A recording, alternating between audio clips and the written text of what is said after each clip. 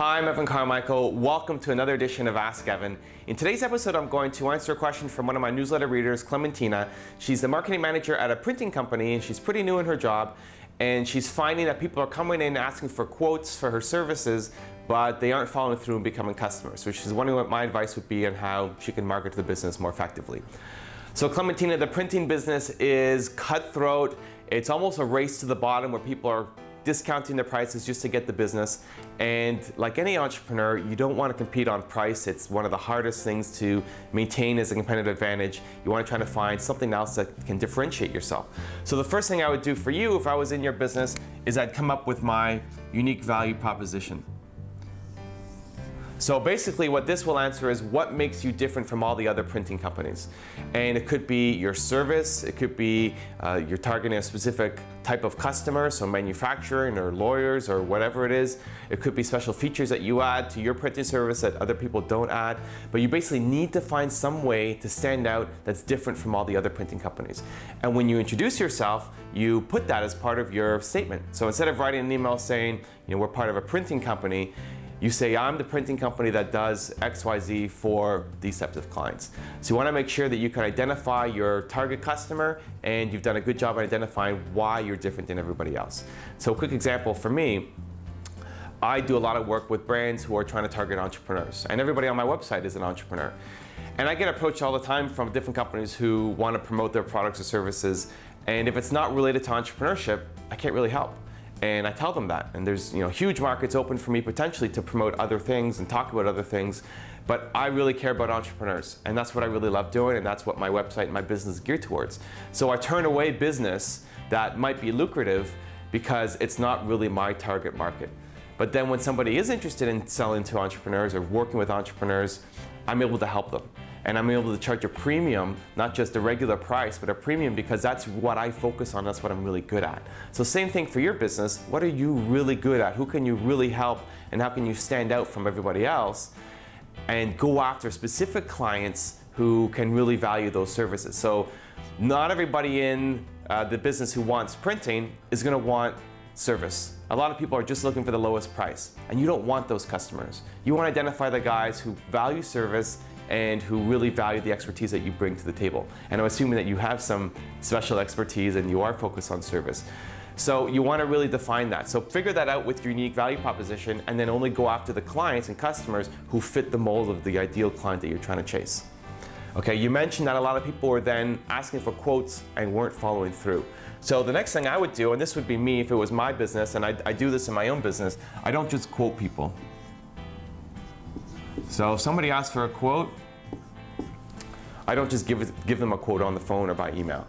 It's important for me that I understand the needs of my clients and that I'm working with them. So I'll always at least have a phone call if they're not based here in Toronto where I'm from, but I'll usually try to set up a meeting.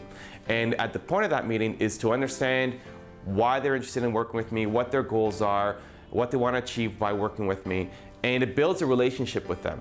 And you want to do the same thing. So I would approach my clients, people who are interested in potentially using my printing services, and instead of just offering a quote, I try to set up a meeting to talk to them about what their challenges are, why they're trying to hire us, and how we might be able to help them. And I get an understanding of if I can help them and how I can help them. And it builds that trust, and it's more likely that they're going to want to work with me if they find that I'm professional, I care about their needs, I'm responsive, and I took the time to meet with them. Now, most people you're not going to be able to meet with, and a lot of people won't want to meet with you. And probably those are the clients who you don't want to have as clients. If somebody's just shopping around, trying to find the lowest price, and you offer to meet with them and they don't want to meet with you, then I wouldn't want that person as my client anyway. So you're weeding out some of the people who are just kind of bottom feeders looking for the lowest price available. Again, you want to focus on that unique value proposition, see why you're different, and the people will appreciate that when you end up meeting with them for coffee or over the phone. The next thing I would do is come up with a package. And what a lot of printing companies do that I've seen is you send out samples. So somebody might say, send me some samples of what you've done before.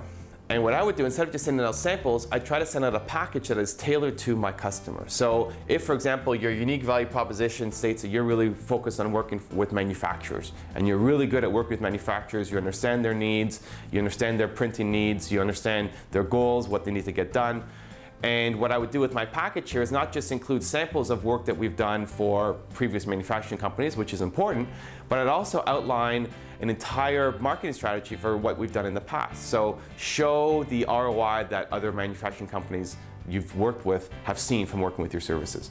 Include testimonials and pictures and quotes from people who you've worked with who are in a similar business, so manufacturing again, or whatever industry it is, but make sure it's targeted to that client.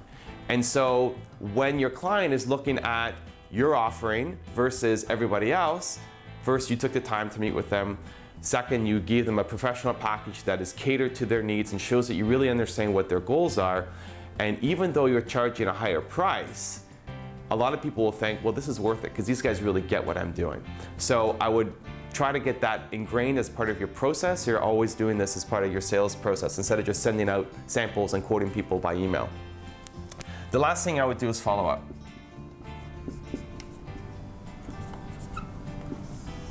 So a lot of sales calls and there's a lot of sales process dies because the company doesn't follow up. And it could be because either they found another supplier or the budget disappeared for what they wanted to do, or they're not interested in doing it anymore. But I would try to follow up at least at the beginning every couple of weeks just to figure out if you landed the deal or not, if there's any other questions you can ask or not. And then on an ongoing basis, I keep people on my database and quarterly just touch base with them. Try to follow up, give them some new ideas on how they might be able to market their business or new printing services that you're offering, just to maintain that relationship.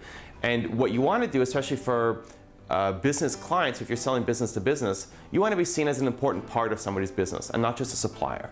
And so when I meet with my clients, as an example, I don't just bill them and I don't talk to them anymore.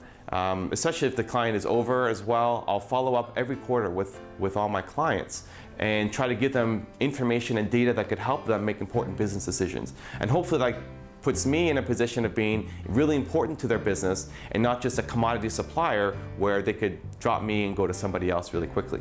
So especially with you, where you're selling a printing service that might be seen as a commodity type of product that somebody could buy, you want to find ways to establish that relationship and give them information on a regular basis that can help them achieve their business objectives and grow their companies. So, what do you send them? It all still comes back to, instead of having that quote, we've had that meeting and we understand what they're looking for and we try to help them grow their business. Now, not everybody you meet is going to be able to sign up with you, maybe not in the immediate future as well, maybe a longer term process, but that's where the follow-up comes in and touching base with everybody at least once a quarter to see, again, if you might be able to help them with their services and grow their business.